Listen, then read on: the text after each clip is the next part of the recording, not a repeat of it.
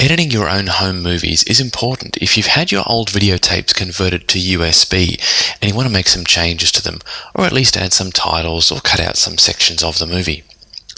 When you open Filmora, you'll be presented with this screen, or one very similar.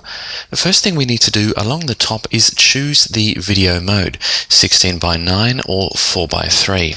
The majority of older videotapes will be 4:3 because that's what cameras filmed in back in those days. Now this program has a couple of different modes. Easy mode, which walks you through a wizard of choosing the footage, choosing the music, and so on. This is good for very, very simple edits. But because that's a little bit too simple for us, we're going to go into the full featured mode and have a look at some of the settings here. Once you've clicked on that, we are then presented with this timeline view along the bottom here, with some tools along the top here, and at the top part of the window on the left hand side we can drag in all of our assets, and on the top right you've got a little window here that previews what's happening. What I'm going to do now is, just on my screen here I have some video files. I'm just going to drag them in and drop them into this little section here. So this on the top left here, you'll see I've got a photo that I've just imported from somewhere else, and then of course we've got the video that was captured from our old videotape. What I'm going to do now is start by grabbing our video and dragging it down into the timeline here. And now you'll see that if we grab our little playhead here and move it along, we can see our video that was captured from videotape. Okay, now you'll notice that during the videotape we've got a bit of a problem here, in that when it was originally recorded there was something wrong with the camera, or of course during the capture process we detected something wrong with the tape. Perhaps there was a glitch on the tape or something like that. What we'd like to do is cut this section out because we don't want that in our end resulting video that we're editing.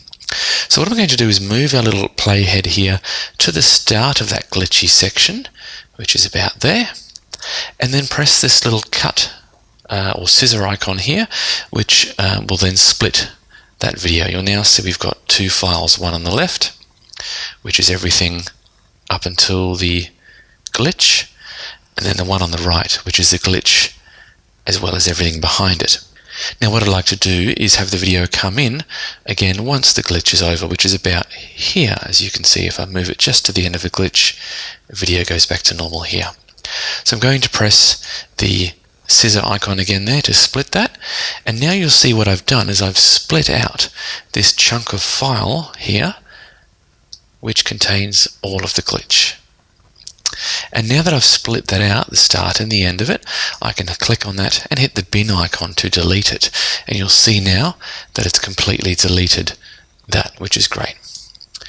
What I can also do now, you'll see, is if I just play that through, it kind of jumps from one scene of the people opening the gift to the lounge room there. I'd like to have a bit of a nice transition between that so it doesn't jump, and you'll see here we have a transitions section. And I can just grab something that I might like to use. For example, let's use this bar effect here and drag that down over the top of the two different sections of video, the left and the right. You'll notice that when I drag it, I can either drag it to the left. You'll see how the yellow box there is to the left of the split. I can drag it across the middle, or I can drag it to the right. In this case, it's best to drag it across the middle. That way your transition will actually be across the two shots. It'll be a bit more clear when I zoom that in. So if I zoom this in a lot more, you'll see that there's our transition. I'll just remove it again to show you.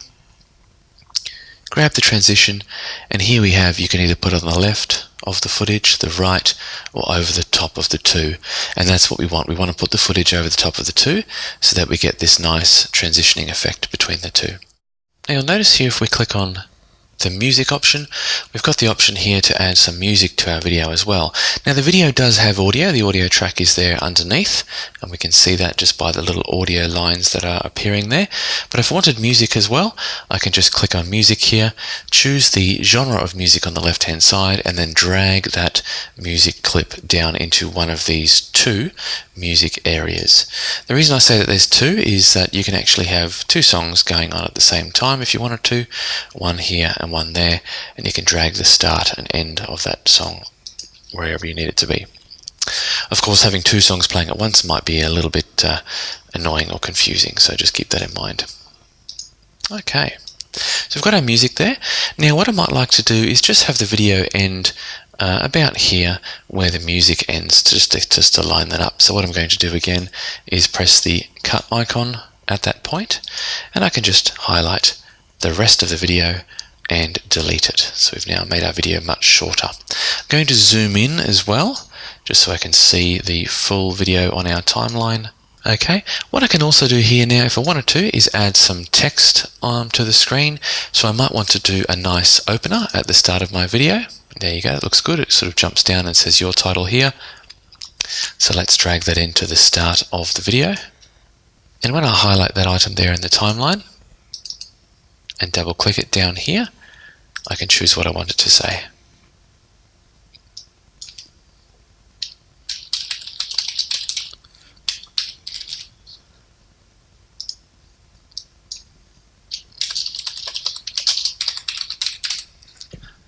Like so. Okay, click OK, and we've now got that saved on our video. So family video, 1992, Brisbane, Australia, and then again it jumps into our video. If I want to once more, I can put a transition over the top of that. So let's go this one here, color distance, drag that over the top of the two, and if I press spacebar to play that, you'll see that we have the intro, then the transition, and the video plays from there. What I might like to do as well at the end is go back to the media section here, which is where all of our imported media appears, including our video and our photo, and just drag in the photo that I've got and pop that right on the end there, so that the video finishes with this photo here. Of course, at the same time, I can then go back to the text section and maybe add an ending credit to the end there. And let's choose this one here, directed by Jane Doe. That looks good. Let's drag that down here onto our timeline, and I want it to be on the screen at the same time as our photo. So I'm going to line it up with the start of the photo, which is right there. Now, as you'll see here, the photo is longer than the text. You can see that by having a look here. You'll see that the text only goes up to about half of the duration of the photo. A few things I can do. I can either bring the photo down and shorten it to make it the same as the text, or I can grab the text and make it longer so that the text stays on the screen for a longer duration. Now you'll notice what's happening is when it's sort of fading up, it's fading up over the top of the side of the photo. I prefer it to be on the left hand side so I can actually get the text just here in this nice gap. So what I can do is actually double click on this and drag it over like that so that it fits in nicely there in that space. Another thing you'll notice here towards the end is that when the video finishes, it sort of jumps straight to that photo. Again, I'd like to use a transition there. So what I'm going to do is hit transition, and this time I'll choose grid zoom in, for example, pop that over the top of the two, and then now we get that nice transition as opposed to just having a straight jump between the footage. There we go, there's our video edited. Very quick, very easy. We've only done some simple things here, but you've got lots of options in this application, such as doing video overlays, adding graphical elements over the top of your video, even doing split screen where you can have two videos playing in the same time or on the same time on the screen. A few other things, what you can then do once you finish that is from the export menu, you can then create a video or upload it to YouTube, Facebook or Vimeo. I would normally recommend creating a video first and then saving it onto your computer so you've got that video handy ready to go, and then later on you can upload that video elsewhere if you need to, or send it to friends and so on. But initially just recommend creating a video.